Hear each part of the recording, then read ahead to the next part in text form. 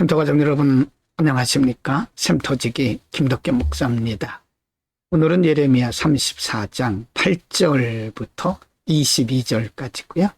오늘 본문 말씀은 시드기야가 왕으로 있을 때 시기적으로는 바벨론 군대가 이제 막 쳐들어와서 예루살렘을 포위하는 처음 시간, 즉 초창기에 일어났던 일을 배경으로 하고 있습니다.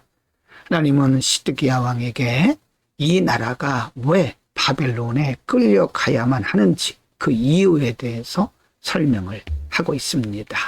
34장 8절부터 16절입니다. 8절 시드기야 왕이 예루살렘에 있는 모든 백성과 언약하고 자유를 선언한 후에 여호와께로서 말씀이 예레미야에게 임하니라. 9절 그 언약은 곧 사람으로 각기 히브리 남녀 노비를 놓아 자유케 하고 그 동족 유다인으로 종을 삼지 못하게 한 것이다. 10절 이 언약에 참가한 방백들과 모든 백성이 각기 노비를 자유케 하고 다시는 종을 삼지 말라 함을 듣고 순복하여 놓았더니 11절 후에 그들의 뜻이 변하여 자유케 하였던 노비를 끌어다가 다시 복종시켜 노비를 삼았더라. 12절입니다. 그러므로 여호와의 말씀이 여호와께로서 예레미야에게 임하니라 가라사대. 13절 이스라엘 하나님 나 여호와가 이같이 말하노라. 내가 너희 선조를 애굽 땅 종되었던 집에서 인도하여 낼 때에 그들과 언약을 세워 이르기를. 14절 너희 형제 히브리 사람이 내게 팔렸거든 7년 만에 너희는 각기 놓으라. 그가 6년을 너를 섬겼은즉 그를 놓아 자유케 할지니라 하였으나 너희 선조가 나를 듣지 아니하며 귀를 기울이지도 아니하였느니라. 15절입니다. 그러나 너희는 이제 돌이켜 내 목전에 정당히 행하여 각기 이웃에게 자유를 선언하되 내 이름으로 일컬음을 받는 집에서 내 앞에서 언약을 세웠거늘.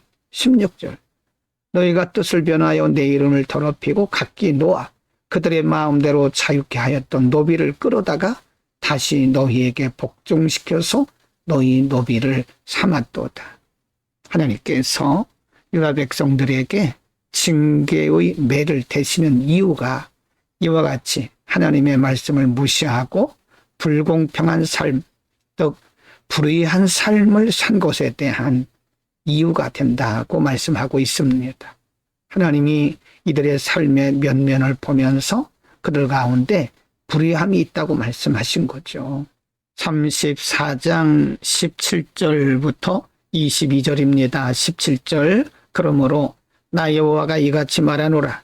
너희가 나를 듣지 아니하고 각기 형제와 이웃에게 자유를 선언한 것을 실행치 아니하였은즉 내가 너희에게 자유를 선언하여 너희를 칼과 연병과 기근에 붙이리라. 나 여호와의 말이니라. 내가 너희를 세계 열방 중에 흩어지게 할 것이며. 18절입니다.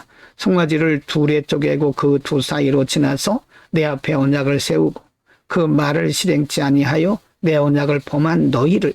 19절 곧 쪼갠 송아지 사이로 지난 유다 방백들과 예루살렘 방백들과 환관들과 제사장들과 이 땅 모든 백성을. 20절 내가 너희 원수의 손과 너희 생명을 찾는 자의 손에 붙이리니 너희 시체가 공중의 새들과 땅 짐승의 식물이 될 것이며. 21절 또 내가 유다왕 시드기야와 그 방백들을 그 원수의 손과 그 생명을 찾는 자의 손과 너희에게서 떠나간 바벨론 왕의 군대의 손에 붙이리라. 22절입니다. 나 여호와가 말하노라. 보라 내가 그들에게 명하여 이 성에 다시 오게 하리니 그들이 이 성을 쳐서 취하여 불사를 것이라. 내가 유다 성읍들로 황무하여 고민이 없게 하리라. 계속해서 하나님은 불의하게 그리고 불공평하게 하나님의 말씀대로 살지 아니한 유다 백성들에게 앞으로 바벨론의 군대를 통해서 그들을 징계하실 것을 말씀하고 있습니다. 하나님의 백성들은 이 세상의 방법이 아닌 하나님의 말씀으로 순종하며 살아야 됩니다. 우리가 손해를 보는 한이 있어도 말씀대로 살아야 하나님께서 기뻐하시고 복을 주시는 거죠. 오늘은 하나님께서 예레미야 선지자를 통해서 시드기야 왕 시대에 일어났던 면면, 그들의 삶의 면면을 말씀하시면서 그들이 하나님의 징계를 받게 된 이유를 설명하고 있습니다. 그 이유는 그들이 하나님의 말씀을 따르지 않고 불공평하게 또 불의하게 불순종하며 살았기 때문이라고 말씀하고 있습니다. 여러분, 하나님의 백성들은 이 세상을 살아갈 때 비록 이 세상이 불공평하고 죄악이 관영하다 하더라도 우리는 말씀대로 살아야 됩니다. 우리가 약간의 손해 혹은 많은 손해를 본다 할지라도 그것과 상관없이 우리는 손해를 감수하고서라도 말씀대로 살아야 되죠. 말씀이 법입니다.